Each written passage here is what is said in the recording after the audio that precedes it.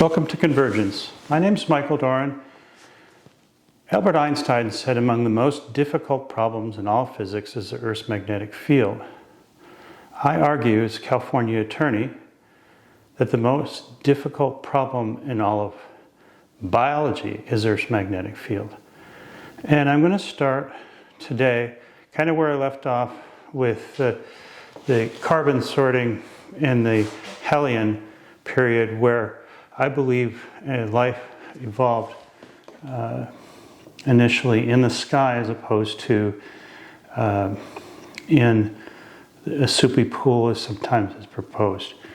And not only that, that I believe that it's a quantum calculation or quantum machine that does this. And I'm going to make an argument using some basic chemistry and physics why I believe this is to be so. And I'm not a chemist, I'm a lawyer. I'm not a physicist, again, I'm a lawyer. But I've had these courses, and the argument that I'm making is based upon climate and some things that we're seeing from climate, and then just the basic structure of the nucleotides of RNA in particular. Okay, I want to start with this idea that what was seen in Australia 4.1 billion years ago in the Hellian period is carbon 13 was sorted out, and you had basically biogenic carbon that was found in zircon, encased in zircon. And the only way that the scientists out of UCLA believe that this could be a source of that sort of biogenic carbon is if it came from life. But there's no evidence of cells from that period of time. And I think, again, that we're just talking about a quantum machine that involved nucleotides, and in particular RNA. Now, behind me I've just drawn a rough image of RNA. And one thing I want you to pay attention to is, again, in the last YouTube video I did, I talked about what the mechanism of this is.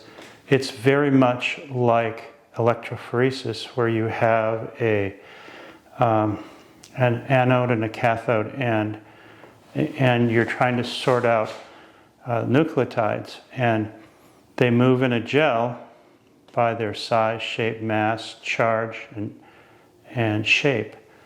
And in this particular case, what I'm saying is if you have a supercooled droplet and it's in an electrical field, positive and a negative field, then you're going to get migration of the nucleotide in the context of it freezing. It's supercooled. And then that changes the morphology of the ice crystal. And by changing the morphology, you change the freeze rate. Changing the freeze rate then affects lightning and cloud patterns. And the nucleotide begins to behave as both a feedback and a model. And it's a massively parallel model. It's reacting to the same Schumann resonances or frequencies that occur with lightning. And because it's replicated massively, you get a uniform calculated response that then affects cloud microphysics and, again, lightning. And the ultimate problem is Earth's magnetic field. That's what's being solved. If the Earth's magnetic field is too strong, then it captures too much atmosphere and you get Jupiter and a dead planet. If the Earth's magnetic field is too weak, the solar winds strip away the atmosphere, again, dead planet, Mars, for instance. And so it's not by chance, especially over these long time scales, that you had the exact perfect amount of Earth magnetic field. And that's where the nucleotides came in, and as a quantum machine, is what I argue, they calculated and dampened the Earth's magnetic field and calculated just the right amount. and reacted to the inputs into the climate cycle and the Earth's magnetic field and the global electric circuit. Now, this couldn't have possibly happened without a controller, because you're going to have inputs from the sun, which is you have sunspots and you have bursts of X-rays or high energy light, and you're going to have solar winds, and which are mostly protons. And then when the sun is inactive, because there's a sunspot cycle, there's times when it's active, times when it's not active. When it's inactive, then you have high cosmic rays, which come from the Milky Way, and they're basically positively charged and like heliums with a positive charge. And they bombard the atmosphere and have an electrostatic significance. Now, quantum mechanics comes in because the photons from light or electrical currents or electrons are going to hit the molecules and then affect their spin, and if they're in a magnetic field, then that'll affect the spin. And so the question is, how do you make a quantum machine out of it? Well, some of the requirements of a quantum machine are going to be, as this nucleotide moves around in a supercooled droplet, it's going to change the freeze rate. But if it's a different weight, the reason that the sorting or the calculation can, for instance, sort out carbon-13 or carbon-14 and give you carbon-12 is because there's a neutron involved that has a different mass. And so it's going to migrate in this supercooled ice droplet in a magnetic field. Just like when we're doing electrophoresis, if you were trying to do a DNA sample of somebody, if they had a different type of DNA, that maybe one was heavier, it's not going to migrate in the gel as fast, and so you're going to have a different band. Well, this is all occurring uniformly, the same Schumann resonances, which is a resonance when lightning strikes and hits Earth's magnetic field and causes a resonance. And then you're going to have, within thunderstorms, you're going to have, especially by volcanoes, you're going to have the different components required for life. You're going to have carbon dioxide, you're going to have water, and then you're going to have lightning in the thunderstorm part of it, and you're going to have electric fields. And all these different things occur. And so if you have uniform nucleotides, they're going to have the same impact on microphysics, and again, affect the freeze rate and then whether a storm occurs or not. And the machine portion of it, the quantum portion of it, is going to be dynamically able to move and change the nucleotide so it migrates differently in the supercooled droplet, and then changes the cloud physics dynamically inside the clouds. Now, in order for that to occur, you have to have quantum reactions on typically electrons, because that's light enough so that it's going to change the behavior of the particles in a significant way. And that's why we think about life as carbon-based, but as it turns out, it's really more about how the hydrogens are behaving, because the hydrogens just involve one electron, where if electron isn't there, the hydrogen won't be there either. And so we're talking about covalent bonds. And one of the interesting things about what you could say is if you have this nucleotide and it's dissolved. So one of the things that you see in terms of what a nucleotide is, it has on this, the coating occurs over here with your different chemicals that attach to the phosphate, and the phosphate has a negative charge. And so what you're going to have around the negative charge is you're going to see water molecules which have a weak polarity called the van der Waals force. You're going to see water molecules where they're going to face their hydrogens to that negative charge, hydrogens here to the negative charge, and you're going to have some stability on this part of the nucleotide. And then over here, you're going to have a place where different quantum things could be more sensitive to what's going on. And because it's a double helix, it's spiraling, so the electrical stuff can occur inside the stable part and then have a machine-like reaction to whether you're talking about, for instance, an X-ray coming in, a light photon, and that's going to affect the spin in one way and then affect what occurs dynamically with the molecule. And again, it's a quantum machine. And then you're going to have lightning. You're going to have Schumann resonances that are going to affect the quantum state. And again, you're talking about attacking the electrons. And when the electrons are attacked, then you're talking about moving the protons around and then changing in a statistical way what you've got here. And that statistical way then becomes a calculator that again will give you a dynamic feedback inside a cloud depending upon what the inputs are to the cloud. So ultimately, the complexity of this grows, and it's able to take how active the sun is, what's going down below it in terms of the global electric circuit, and feedback in such a way that it calculates a solution for Earth's magnetic field. So it's either not too strong or not too weak to hold an atmosphere. If the solution is wrong, then you're going to get too strong of a magnetic field or too weak, and that solution gets destroyed. Solar winds rip it away, or there's too much, there's not enough lightning, it destroys this life.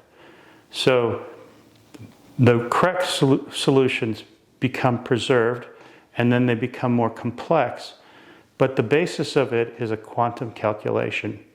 Now, it's like, how do you, as a non-chemist and non-physicist, a California lawyer, how do you come to this conclusion that there's evidence that supports a quantum machine?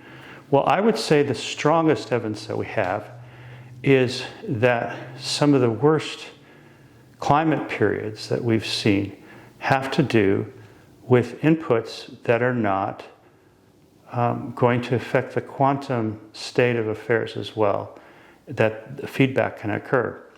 So for instance, one of the things we know is that periodically the Earth gets into the plane of the Milky Way, and that really increases the amount of cosmic rays that the Earth experiences. And during those times, we see that there is a snowball Earth, that the Earth really struggles to dampen or feed back with that type of an input. Whereas we're just seeing this right now, there's very high X-ray events that are occurring, and California, which has been in a drought, is now getting a lot of rain. But while the solar cycle was quiet, and there was a lot of the cosmic rays are inversely related to the activity of the sun. So that when the sun gets quiet, then the sun putting out a magnetic field of its own and putting out these particles is not as strong, and then that allows cosmic rays to come in. And what we saw here in California was a severe drought and fires that were associated with high cosmic rays. And now that that's been reversed, we've seen this strong rain event. It's because this dampened system is much more sensitive to something like X-rays, which over time has been something that's much easier for this quantum machine, these nucleotides in clouds, to calculate and respond and do feedbacks to, whereas much more difficult for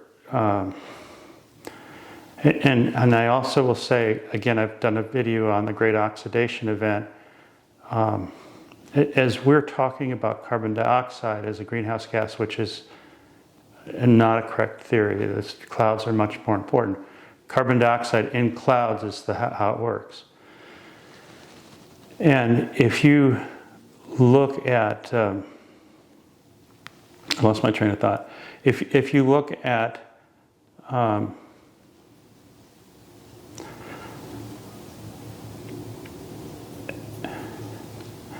I lost my train of thought. This happens to me.